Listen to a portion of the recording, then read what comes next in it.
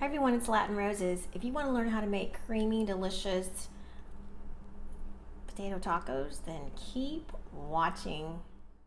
You need to start by rinsing 4 to 6 russet potatoes.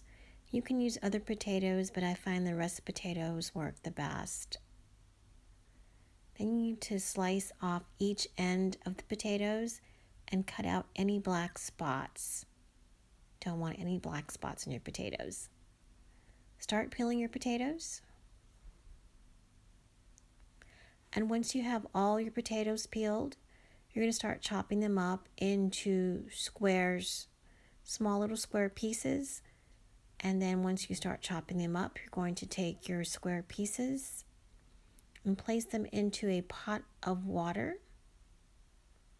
That way they don't turn brown as you continue to cut the rest of your potatoes. So continue cutting your potatoes until they're all little tiny squares, small squares. Put them in your pot. Once your potatoes are all in the pot with water covering them, you're going to add some salt, and you're going to turn your stove on to medium-high heat and let them cook for about 20 to 30 minutes. While your potatoes are cooking, you're going to prepare the rest of your ingredients. You can use pre-shredded cheese, or you can grate your cheese. I'm going to be grating about a cup of mozzarella cheese. Also, cheddar cheese works good after you have grated your cheese. I like to take fresh parsley, or you can use chives or green onions. And if you don't have fresh, you can use the dry. But I chop up about a 1/4 cup and put it to the side. Then you're going to take about 3 leaves of Roman lettuce or iceberg lettuce, or like I'm doing here, pre-packaged lettuce, and just chop it real tiny, real fine little pieces. And then when you're done chopping it really fine, you're going to put it into a bowl.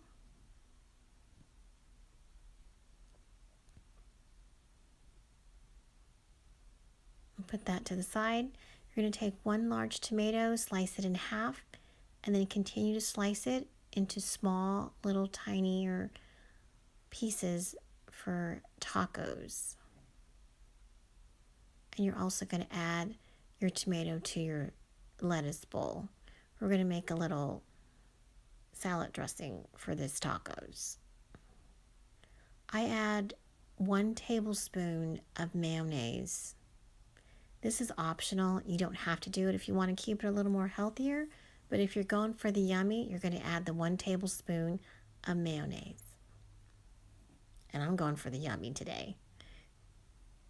You mix it all together well. Put it to the side. You know your potatoes are ready when they are soft. And you poke them and you can smash them down really easy. They're ready. So you take your potatoes once they're all cooked and you pour out 3/4 of the water. You can leave about a tiny bit of it left to help you with the mashing.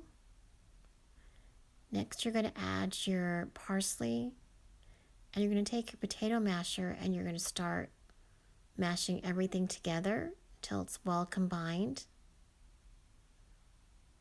And really use those muscles. Good little workout. Next, you're going to add your cheese that you shredded, you grated. Get it in there, and you're going to start stirring it and mashing it down together. Now, if you find that your potato mixture is still not getting smooth and creamy, you can go ahead and add a little bit more hot water into your pot and continue to mash down.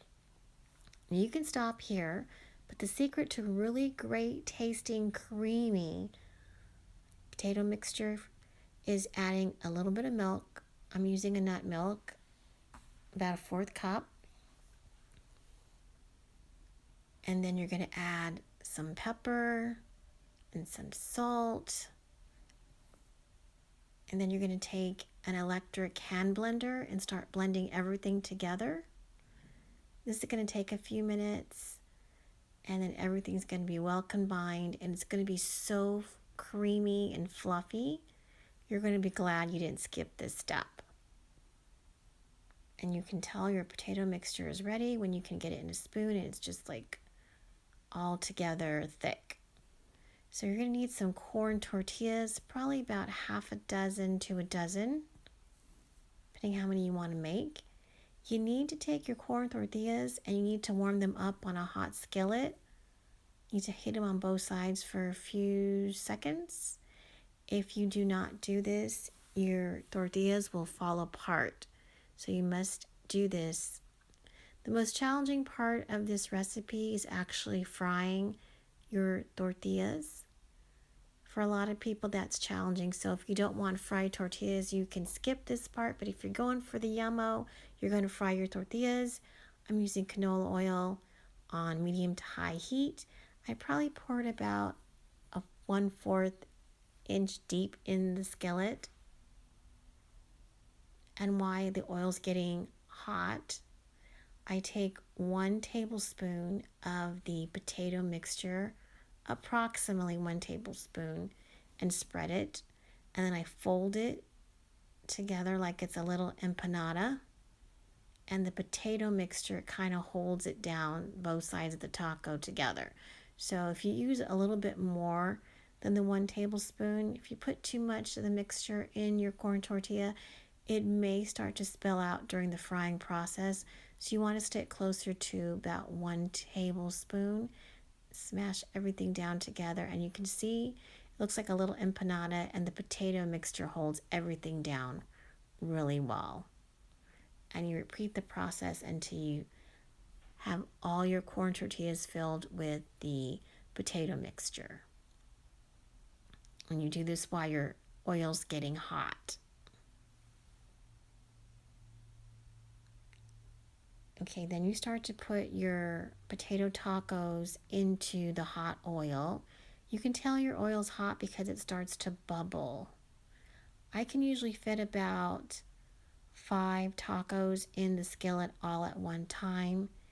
And it takes about 2 to 3 minutes to get each side brown.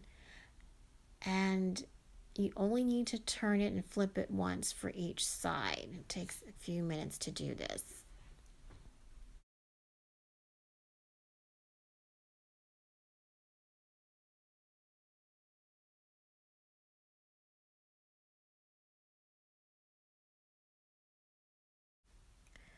Before you take out your potato tacos, you need to have a plate lined with paper towels so that when you take your potato tacos out, they can drip dry, so to speak.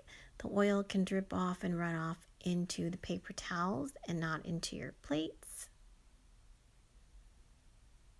And when you remove your potato tacos, let them cool just a little bit and then start adding the lettuce salad filling, and then you can use your favorite taco dressing, taco sauce. So yummy. Okay, it's time for the taste test. You know I'm dying to try one of these. So here we go. Oh, crunchy.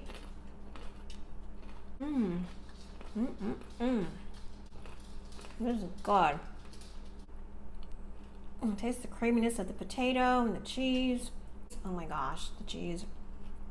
I really don't eat dairy, but once in a while I will have a little bit, as long as I flush it out with some water.